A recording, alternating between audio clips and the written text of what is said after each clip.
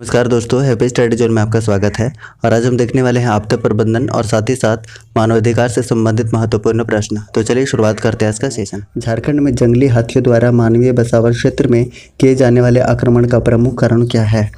सही आंसर है option number सी, मानव द्वारा हाथियों के प्राकृतिक आवास में हस्तक्षेप किया जाना।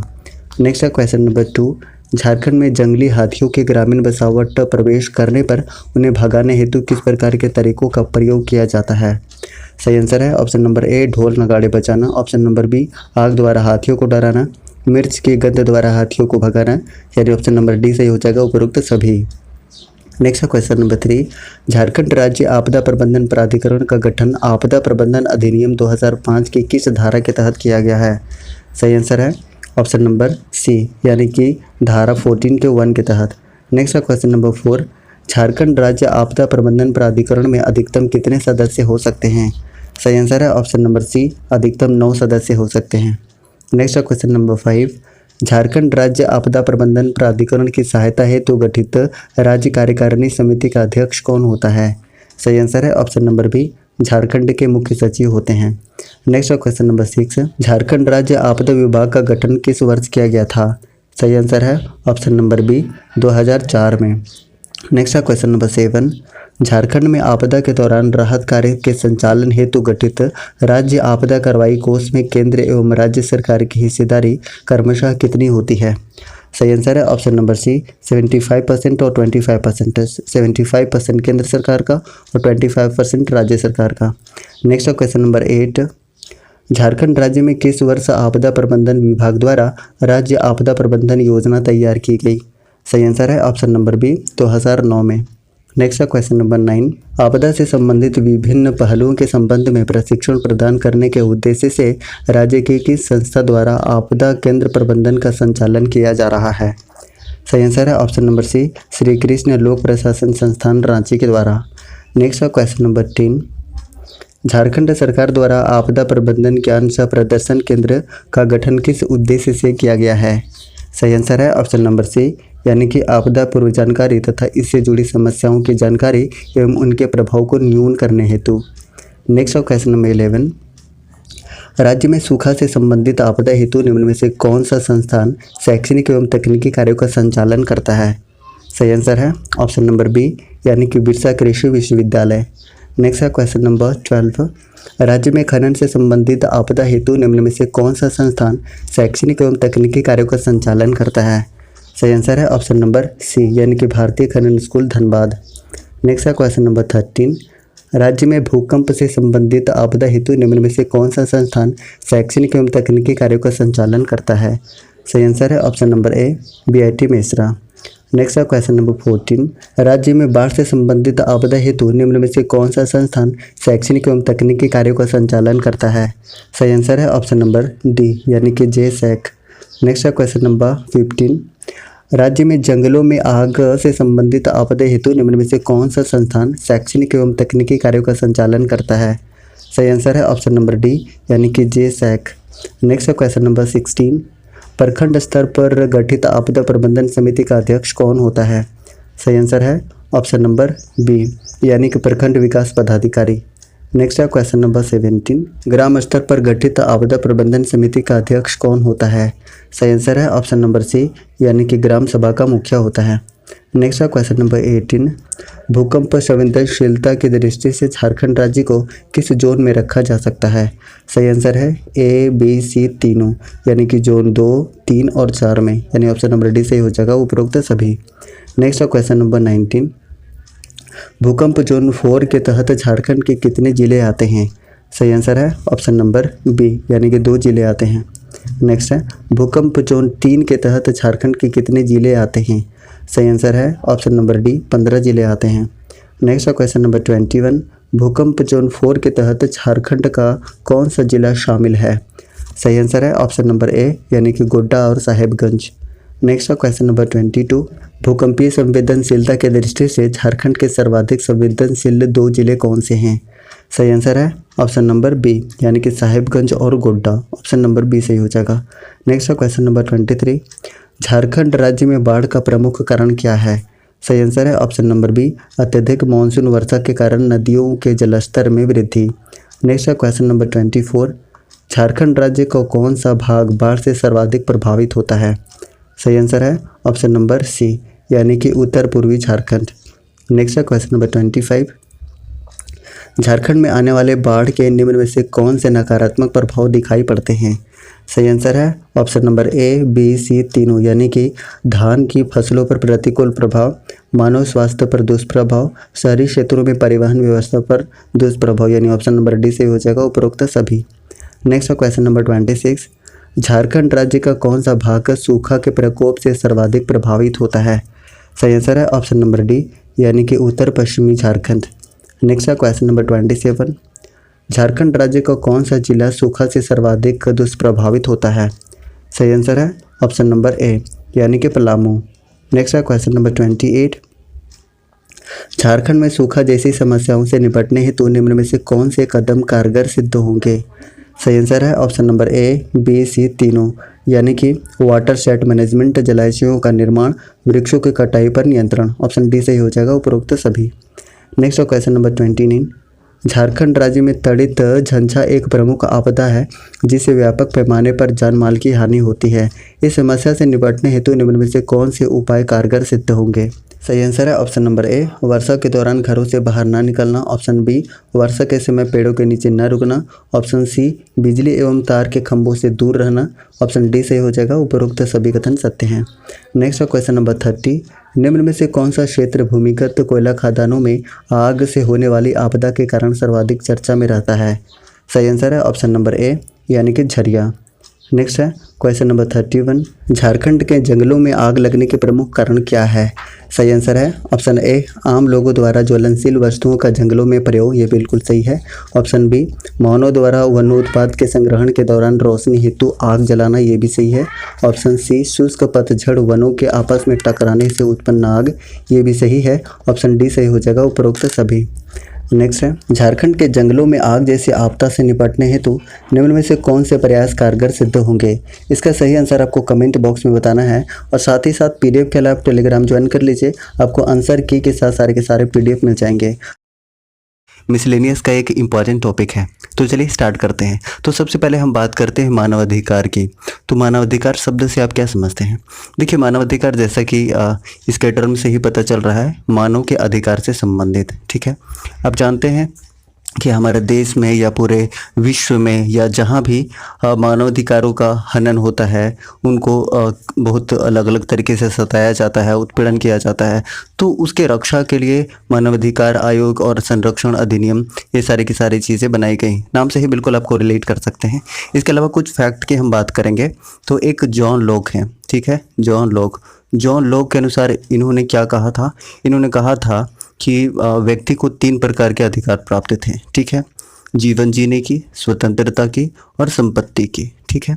और अगर हम बात करें तो अमेरिकी स्वतंत्रता घोषणा पत्र में 1778 में बात कही गई कि व्यक्ति जन्म से स्वतंत्र है और बिल्कुल एक समान है, ठीक है। अच्छा, इसके अलावा हम कुछ इम्पोर्टेंट फैक्ट की बात करते हैं। तो संयुक्त राष्ट्र संघ ने मानवाधिकार संरक्षण घोषणा पत्र कब तैयार किया था? तो आपको पता होगा 10 दिसंबर 1948 को। इसीलिए 10 दिसंबर को क्या मनाया जाता है बताइए? अंतर्राष्ट्रीय मानवाधिकार दिवस मनाया जाता है और ये कई बार एग्जाम में डायरेक्ट पूछा हुआ है, ठीक है। इसके अलावा हम बात करेंगे तो संयुक्त राष्ट्र संघ के मानवाधिकारों की सार्वभौमिक घोषणा पत्र में कुल कितने अनुच्छेद रखे गए हैं, ये भी पूछ लिया जाता है। तो टोटल 30 अनुच्छेद रखे गए हैं, ये आपको याद रखना है। इसके अलावा नेक्स्ट फैक्ट की बात करें तो संयुक्त राष्ट्र के आर्थिक, सामाजिक और सांस्कृतिक अधिकारों की घोषणा पत्र कब लागू की गई थी, ये भी पूछ लिया जाता है। तो याद रखिएगा 1966 में, ठीक है। इसके अलावा हम बात करते हैं तो राष्ट्रपति द्वारा मानवाधिकार संरक्षण अध्यादेश की घोषणा कब की गई थी? तो वो समय था 1993 का, ठीक है। हालांकि भारत में अस्तित्व में कब आ गया था बताइए? तो अस्तित्व में आ गया था 14 मई को, 14 मई 1993 को ये अस्तित्व में आ गया था। मानवाधिकार की हम बात करते हैं तो उसके बाद बात करें तो 8 जनवरी 1994 को, 1994 है, याद रखिएगा, ये 3 नहीं है, ये राष्ट्रपति के द्वारा स्वीकृति मिल गई थी, ठीक है। उसके बाद 28 सितंबर, ये डेट याद रखिएगा, वेरी इंपॉर्टेंट, 28 सितंबर 1993 को ये पूरे देश में लागू हो गया था। ये याद रखने योग्य बातें हैं। उसके बाद हम थोड़ा सा बात करते हैं मानवाधिकार संरक्षण कानून की। ठीक है, मानव संरक्षण कानून की बात करते हैं तो ये कब का है? 1993 का ही है। ठीक है, टोटल अध्याय कितने हैं तो पूछ लिया जाता है। टोटल 8 अध्याय हैं, 8 अध्याय हैं। और टोटल धाराएं कितनी हैं तो टोटल 43 धाराएं हैं। ठीक है, अब इसमें से भी हम कुछ बात करते हैं धारा 2 की। ठीक है, धारा कौन सी है? धारा 2 का घ की हम बात करें, घ की, तो इसमें क्या है तो मानवाधिकार का उल्लेख मिलता है। ये कई बार पूछा हुआ है कि धारा 2 के घ में क्या मिलता है तो मानवाधिकार अधिकारों का उल्लेख मिलता है। ठीक है, उसके बाद हम बात करें तो अध्याय 2 की बात करते हैं। वो धारा 2 था, अब हम बात कर रहे हैं अध्याय 2। अध्याय 2 की बात करेंगे तो इसमें क्या है? इसमें है राष्ट्रीय मानवाधिकार आयोग के गठन का प्रावधान है। ठीक है, गठन का प्रावधान किस में है तो याद रखिएगा ये कौन सा है? अध्याय 2 है। ठीक है, इसके अलावा हम बात करेंगे तो राष्ट्रीय मानवाधिकार का गठन कब हुआ था तो ये डेट वेरी इंपॉर्टेंट है, 12 अक्टूबर 1993 को। ठीक है, 1993 को, ये याद रखिएगा। अच्छा, पूछ लिया जाता है कि इसके प्रथम अध्यक्ष कौन थे राष्ट्रीय मानवाधिकार आयोग के, तो याद रखिएगा न्यायमूर्ति रंगनाथ मिश्र थे। कौन थे? न्यायमूर्ति रंगनाथ मिश्र थे। ठीक है, अभी वर्तमान में बात करिएगा तो कौन है बताइए? अभी वर्तमान में है अरुण कुमार मिश्र हैं। ठीक है, अरुण कुमार मिश्र, ये याद रखिएगा। उसके बाद और भी हम बात करते हैं अध्याय 3। अध्याय 3 की धारा 12, अध्याय 3 है, धारा 12 है। इसमें क्या है? इसमें मानवाधिकार आयोग के कार्यों की चर्चा की गई है। पूछ लिया जाता है कि मानवाधिकार के कार्यों की चर्चा कहाँ की गई है तो याद रखिएगा धारा 12 में किया गया है। धारा 12 में, अध्याय कौन सा है? 3 है। लेकिन धारा 13 की बात करें तो मानवाधिकार आयोग की शक्ति के बारे में बात की गई है। ठीक है, शक्ति के बारे में। ठीक है, क्लियर है? तो 12 में क्या है? 12 में है मानवाधिकार आयोग के कार्यों के बारे में, और 13 के बारे में क्या है? इसके शक्तियों के बारे में। अच्छा, एक धारा याद रखिएगा, धारा 21, ये अध्याय 2 के अंतर्गत आता है। याद रखिएगा इसमें क्या प्रावधान है? इसमें प्रावधान है राज्य मानवाधिकार आयोग के गठन के बारे में। राज्य मानवाधिकार आयोग के गठन के बारे में इसमें जिक्र है। ठीक है, मेरे ख्याल से इतना इनफ है, कम से कम इतना कर लिए तो एक भी क्वेश्चन नहीं छूटना चाहिए। मिसलेनियस है, इसमें हमें पीएचडी करने की आवश्यकता नहीं बल्कि एक ओवरव्यू लेने की आवश्यकता है। तो चलिए हम स्टार्ट करते हैं आज का सेशन। आज का सेशन हम स्टार्ट करते हैं क्वेश्चन नंबर 1 से। फर्स्ट क्वेश्चन आपके स्क्रीन के ऊपर है कि मानवाधिकार संरक्षण अधिनियम के तहत सशस्त्र बलों के संबंध में प्रक्रिया दी गई है। इसका सही आंसर हो जाएगा, क्या हो जाएगा बताइए? ऑप्शन नंबर 20 का सही आंसर हो जाएगा धारा 19 के अंतर्गत। धारा 19 के अंतर्गत क्या है कि सशस्त्र बलों के संबंध में प्रक्रिया दी गई है। ठीक है, नेक्स्ट अब हम बात करते हैं क्वेश्चन नंबर 2 की। ठीक है, क्वेश्चन नंबर 2 की आपको ये पीडीएफ मिल जाएगा टेलीग्राम में, टेलीग्राम आप ज्वाइन कर लीजिएगा। नेक्स्ट हम बात करते हैं क्वेश्चन नंबर 2, राष्ट्रीय मानवाधिकार आयोग के प्रथम अध्यक्ष कौन थे? तो अभी अभी हमने बताया, आंसर क्या हो जाएगा बताइए? ऑप्शन नंबर ए बिल्कुल सही आंसर हो जाएगा, न्यायमूर्ति रंगनाथ मिश्रा। ठीक है, देखिए इंग्लिश में भी है तो आपको पीडीएफ मिल जाएगा। जो बाइलिंगुअल खोजते हैं उनके लिए काफ़ी अच्छा है, टेलीग्राम में ये सारे का सारा पीडीएफ मिल जाएगा। नेक्स्ट बात करते हैं मानवाधिकार संरक्षण अधिनियम को कितने अध्याय और धाराओं में बांटा गया है? तो अभी अभी हमने बताया था क्या हो जाएगा? 8 अध्याय और टोटल 43 धाराएं। ठीक है, नेक्स्ट बात करते हैं क्वेश्चन नंबर 4 की। मानवाधिकार संरक्षण अधिनियम कब लागू हुआ? तो इसका सही आंसर क्या हो जाएगा बताइए? 4 का सही आंसर हमने बताया है, ये नवंबर नहीं है बल्कि सितंबर इसका बिल्कुल सही आंसर हो जाएगा, सितंबर याद रखिएगा। ठीक है, नेक्स्ट बढ़ते हैं क्वेश्चन नंबर 5 की तरफ। ठीक है, 5 की तरफ बात करते हैं। क्वेश्चन नंबर 5 की हम बात कर रहे हैं, थोड़ा सा वेट करिएगा। ठीक है, क्वेश्चन नंबर 5 की बात करें तो मानवाधिकार संरक्षण अधिनियम 1993 की किन धाराओं में मानवाधिकार आयोग की कार्य और शक्तियां उल्लेखित हैं? इसके बारे में भी हमने बताया है। धारा क्या? धारा 12 और 13, यानी ऑप्शन नंबर बी सही हो जाएगा, जिसमें हमने बात किया था कि धारा 12 के अंतर्गत मानवाधिकार आयोग के कार्यों के बारे में जिक्र है, और 13 के बारे में हमने बताया था कि इसके शक्तियों के बारे में जिक्र है, हमने ऑलरेडी बताया है। ठीक है, नेक्स्ट बात करते हैं क्वेश्चन नंबर 6 की। 6 नंबर क्वेश्चन है कि मानवाधिकार आयोग की वह कौन सी धारा है जिसके अंतर्गत राज्य आयोग के अध्यक्ष अथवा किसी सदस्य को पद से विमुक्त किया जा सकता है, हटाया जा सकता है? 6 का सही आंसर क्या हो जाएगा? बिल्कुल सही आंसर हो जाएगा ऑप्शन नंबर बी, धारा 23 इसका सही आंसर हो जाएगा। लेकिन अगर मैं एक क्वेश्चन पूछ लूँ, बहुत ही इंपॉर्टेंट है कि राज्य मानवाधिकार आयोग के अध्यक्ष या सदस्य को कौन हटा सकता है? मैं बात कर रहा हूँ राज्य मानवाधिकार आयोग के सदस्य या अध्यक्ष को कौन हटा सकता है। आपके पास ऑप्शन है राष्ट्रपति और दूसरा ऑप्शन है राज्यपाल। देखिए यहाँ पे गलतियाँ हो जाती हैं, सभी लोग राज्यपाल को टिक करके आ जाते हैं, जो कि गलत हो जाता है। हटाने का जो है शक्ति वो किसके पास होता है, तो ये होता है राष्ट्रपति के पास। हाँ, अध्यक्ष को अगर अध्यक्ष या सदस्य को त्याग पत्र देना है तब वो त्याग पत्र किसको देगा, राज्यपाल को देगा। लेकिन राज्य मानवाधिकार आयोग के अध्यक्ष या सदस्य को हटाने का प्रावधान कौन करता है, तो ये राष्ट्रपति करता है, राज्यपाल नहीं करता है। राज्यपाल क्या करता है, ये त्याग पत्र को एक्सेप्ट करता है, ये याद रखिएगा, ठीक है। तो क्वेश्चन नंबर 6 क्या था, मानवाधिकार आयोग की वह कौन सी धारा है जिसके अंतर्गत राज्य आयोग के अध्यक्ष अथवा किसी सदस्य को पद से मुक्त किया जा सकता है। तो इसका सही आंसर क्या है, ऑप्शन नंबर बी, धारा 23 इसका सही आंसर हो जाएगा, ठीक है। नेक्स्ट बात करते हैं क्वेश्चन नंबर 7 की। 7 नंबर क्वेश्चन है कि राष्ट्रीय महिला आयोग अधिनियम कब पारित हुआ था। 7 का सही आंसर आपको बताना है। ऑलरेडी आप जानते हैं कि कब अधिनियमित हुआ था, तो 1990 में हुआ था, 1990 में।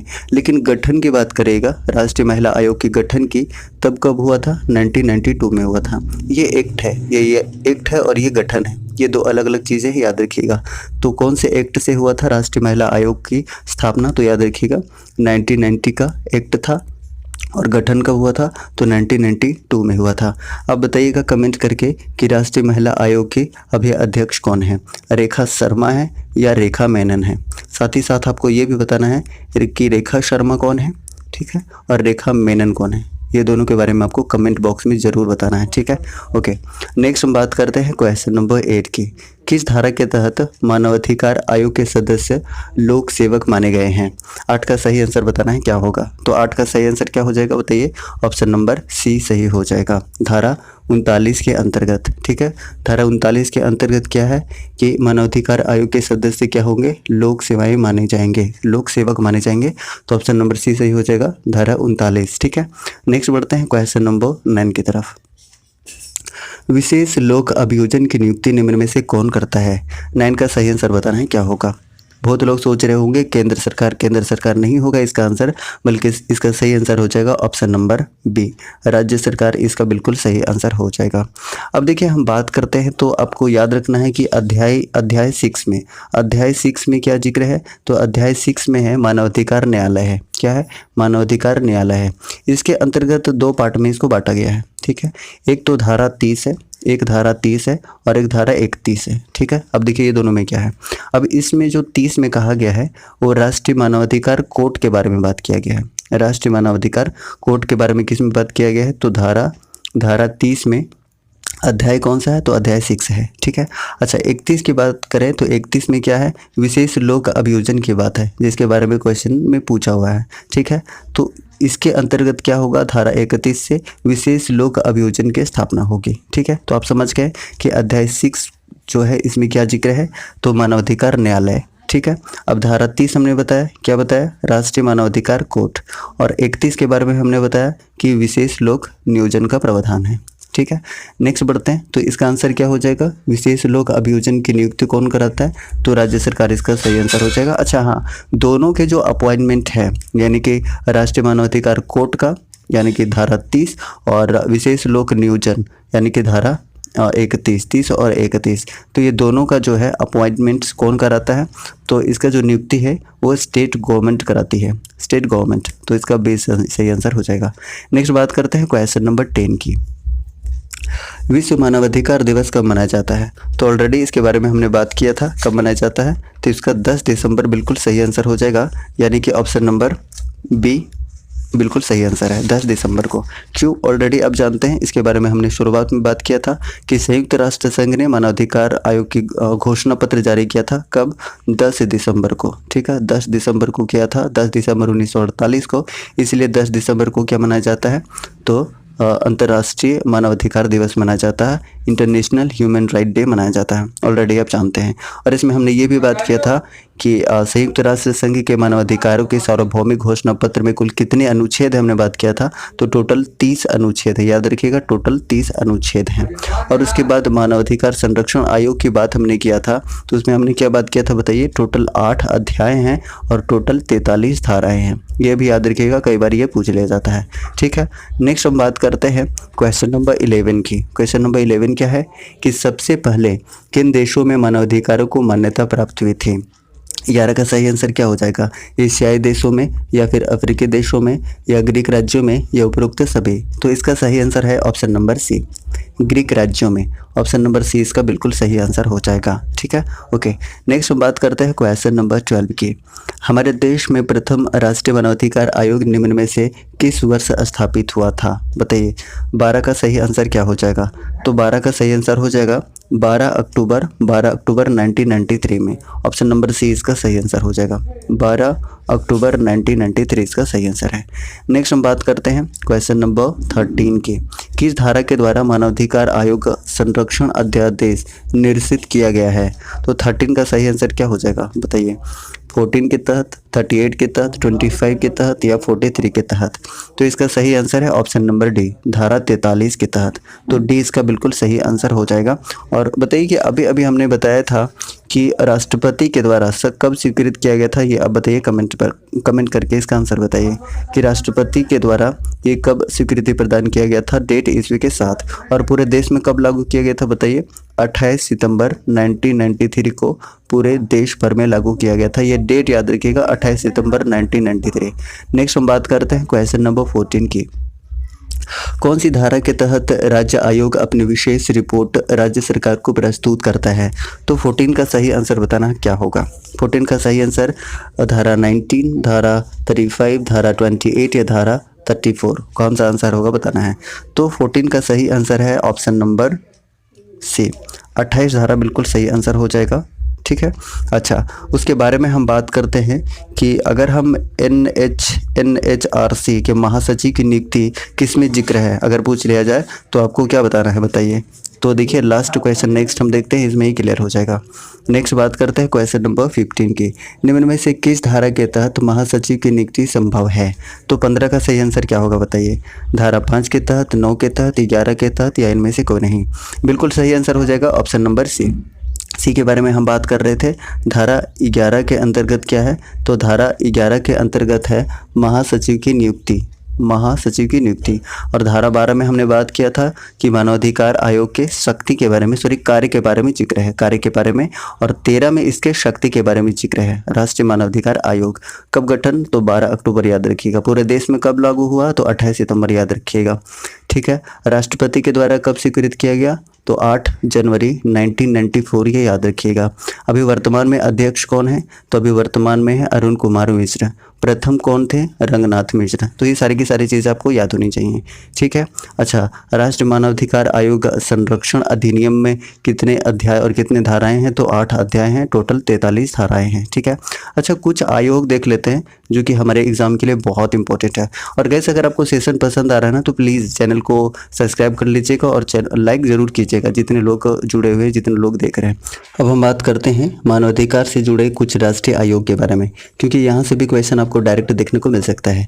तो देखिए, सबसे पहले है अनुसूचित जातियों के लिए राष्ट्रीय आयोग। तो ये प्रावधान है संविधान के अनुच्छेद 338 में, ये एससी के लिए प्रावधान है, ठीक है। अगर हम एसटी की बात करते हैं तो एसटी के लिए 338 का ए है, 338 का ए है, ये एसटी के लिए है, ठीक है। एससी का हो गया 338 और एसटी का हो गया 338 का ए, ठीक है।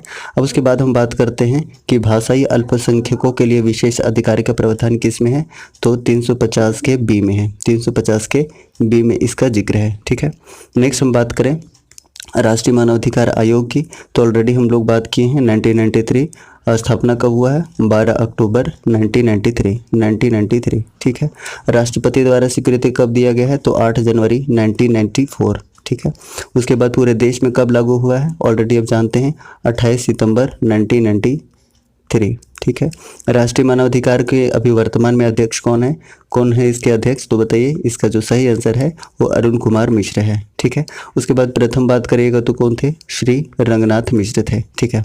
आगे बढ़ते हैं कि बाल अधिकारों के संरक्षण हेतु राष्ट्रीय आयोग, ये कौन से अधिनियम से है, एक्ट पूछ लिया जाता है तो एक्ट है 2005 का। ठीक है। फिर बात करते हैं राष्ट्रीय महिला आयोग की, इसके बारे में हमने बात किया था एक्ट के बारे में, तो एक्ट है 1990 की। ठीक है। एक्ट है 1990 की, लेकिन इसकी स्थापना हुई थी 1992 में। और इसका आंसर बिल्कुल सही है कि राष्ट्रीय महिला आयोग के अध्यक्ष अभी कौन है, तो रेखा शर्मा है। कौन है, रेखा शर्मा। ठीक है। नेक्स्ट हम बात करते हैं राष्ट्रीय अल्पसंख्यक आयोग की, तो इसके लिए कौन सा एक्ट है, तो ये 1992 का एक्ट है। राष्ट्रीय पिछड़ा वर्ग आयोग की बात करें तो ये किसका एक्ट है, तो ये एक्ट है 1993 का। ठीक है। उसके बाद हम बात करते हैं लास्ट, जो कि है विकलांग व्यक्तियों के लिए केंद्रीय आयुक्त, ये जो एक्ट है ये है 1995 की है, 1995 की। ठीक है। इस तरीके से मानवाधिकार से संबंधित जितने भी प्रश्न हो सकते हैं हम लोगों ने कंप्लीट कर लिया है। अगर आपको गाइज सेशन पसंद आया है तो प्लीज़ लाइक कीजिए, और चैनल पर नए हैं तो प्लीज़ चैनल को सब्सक्राइब करके बेल आइकन को प्रेस कीजिएगा, ताकि आपको न्यू वीडियोज़ का नोटिफिकेशन सही समय पर मिलता रहेगा। ठीक है। चलिए हम अंत भी करते हैं उसी अंदाज में। वंदे कहो कहो मातरम, बात है अपनी आन की, बात है अपनी शान की, जय भारत जय भारती, बोलो जय हिंदुस्तान की। Thank you so much.